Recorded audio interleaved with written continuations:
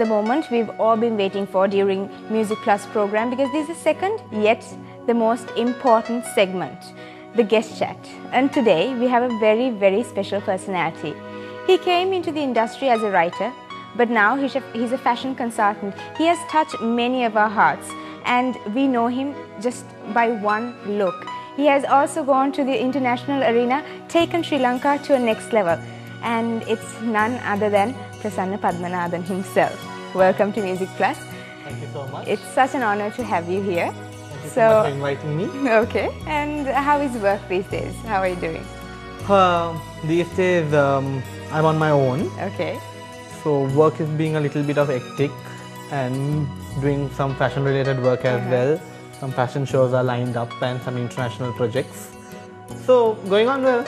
Okay, so now as I said in the introduction, you came in as a writer. What influenced you to become a writer? Well, it was just a hobby, you know. Okay. While I was in my uni, I was just given a chance with my friend because she was writing for a few magazines. Okay. So the first time she got an invitation to go and interview Bhati and Santosh. So then she wanted me to come with her. I was like a small boy. And then I was like so hyped up because, you know, we used to see them in the TV and they were like, you know, the big stars. I was so scared and then went, we assisted her. And it was so cool, I really enjoyed. Then I thought, oh my God, I should start writing. Then I was assisting her, but I was not writing. But I was really good in my writing, but I was just assisting her. At the same time, I just saw an application, like in a, what do you call, advertisement or something like that, asking for the writers for a newly launched online magazine of South Asia, called Agora.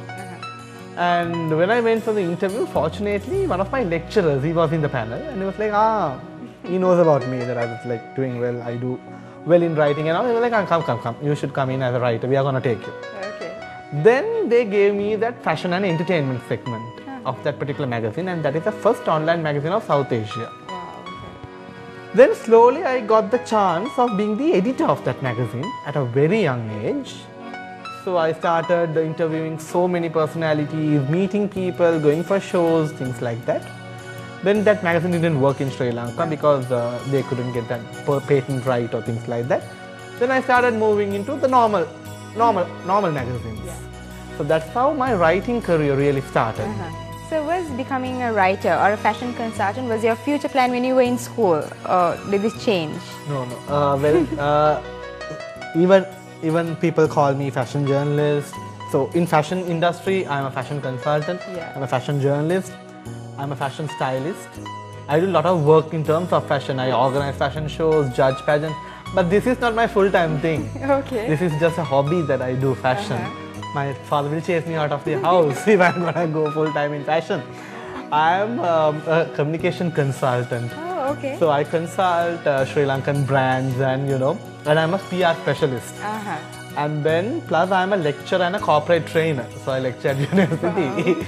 That is my full-time thing. Although people see me as a fashion person, it's not my full-time career. Okay. But since it's not my full-time career, I have a liking towards that. Yeah. And it's a passion, like, you know, I have towards fashion. So because of that reason only, I was wondering whether I'll be able to achieve a lot in terms of fashion. But you have. So yes, I mean, being a very busy person, it's impossible for me to think how you make time for all of these things, because you have a part-time work, you have full-time work, and both consume so much of time. So well, with said that, from writing, you came into fashion consulting or fashion styling. How did that happen? Yeah, so when I started writing and interviewing celebrities, I was doing music column, entertainment column, fashion column. But you know, then I started getting invitations to go and review fashion shows and beauty pageants. So when I went to these shows, it was like I really liked it. Then I thought, okay, slowly I should more concentrate on the area which I really liked. That was fashion. And then I started interviewing designers and models. And then when I was talking to them, I saw there's so much of potential in them. And in very short period of time, I was able to make a lot of contacts over here in Sri Lanka and internationally as well. So as a result, then I started doing fashion shows for designers, young designers in Sri Lanka, to give them a platform I launched a show last year called Flamboyance 2011. Even this year also I'm planning, and work is going on in terms of launching this year's show. And then the magazine I was writing, Chocolate, we introduced a new show called Mother and Daughter Fashion Contest. That's the first time in Sri Lankan arena the real mothers and daughters walked on the ramp. So this is the third time that I'm doing the show with Chocolate this year as a show director. And slightly then I started moving into fashion styling, where when I started doing interviews, my editor said, Rosanna, Models Magazine, why don't you do styling for shoots, and why don't you develop concepts? And I'm like, yeah, of course, I'm into it. And then I started doing concept shoots, and I work with few fashion photographers over here. And I have a famous column in Models Magazine where I feature a top designer and I feature a top model. And I do style a shoot of the designer's collection being portrayed by the model. And I do style for fashion editorials and fashion shows and pageants and things like that. Okay, so since you spoke about the two pageants that you're directing, Flamboyance as well as Mother and Daughter, let's firstly talk about Flamboyance. What made you come up with such a concept? Because it is different. The first time we saw it, we saw a totally different concept. It took the viewers into a shock. What is this? What does this mean? What is the story behind? So what was the story behind really? Well, I did Flamboyance with Leo District, 306C1, and it was a charity project. So when they approached me, they said, we are having this plan in mind. We wanted to donate some money for the National Cancer Institute. Then I was like, okay, fine. So we'll do this, but at the same time, we'll give platform to the young designers. So it will serve both the purposes. Where you give a platform to the young designers to showcase their collection, because it's really difficult in terms of putting a show. And at the same time to fund the entire money to cancer charity. Then I thought we should create awareness about this particular show, about this particular pageant. Not pageant, the fashion designer contest.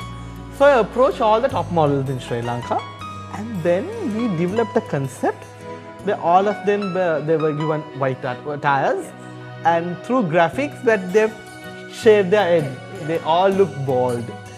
Because the reason behind this, how difficult a person who gets this particular disease, and it takes that life away. And cancer is a disease, it's not only takes the life away of the person who's affected, but also the family.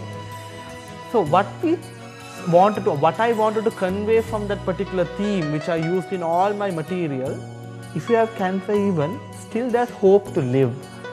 Still you should fight against this fatal disease, and so through the model's beauty and the looks and the expression that they gave really made that confident in people. And it was well spoken, not only locally, internationally, which I've been nominated this year from Sri Lanka as a top fashion contest of the year for the Asian Fashion Oscar Awards going to be held in China.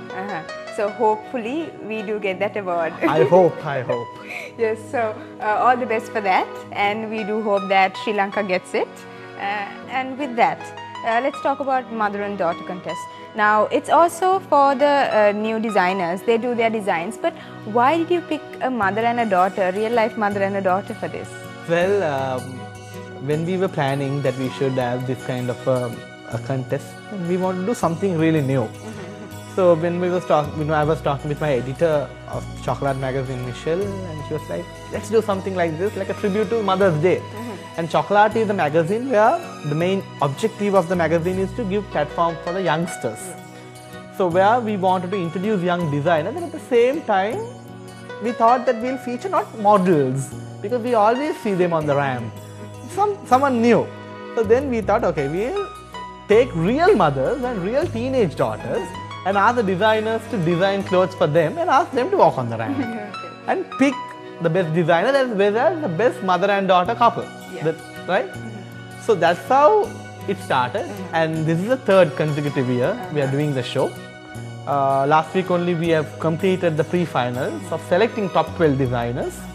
So now the trainings will be going for the mothers and daughters, because they never get a chance to walk on the ramp. So we have to train them. So from next week the trainings will be starting, and the show will be on 12th of May. And also now these designers who come up as the top 12, then there are designers who win awards. Have these designers got opportunities in the designing field? Yes? Of course, yes. Yeah.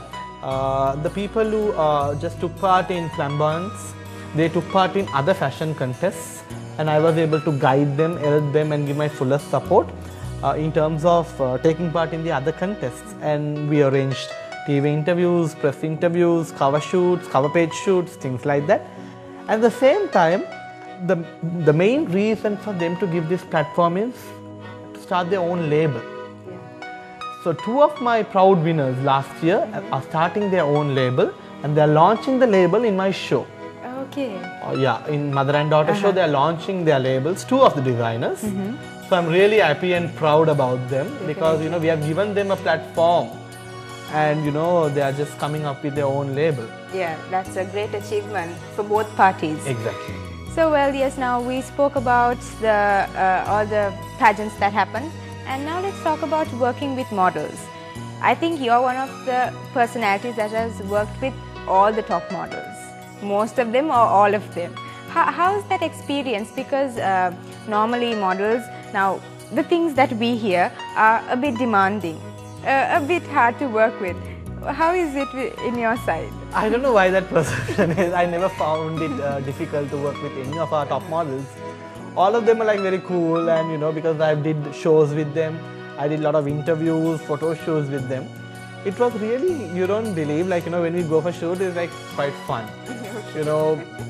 Just eating and bragging and pulling jokes, and it's really fun time, and we really enjoy working together.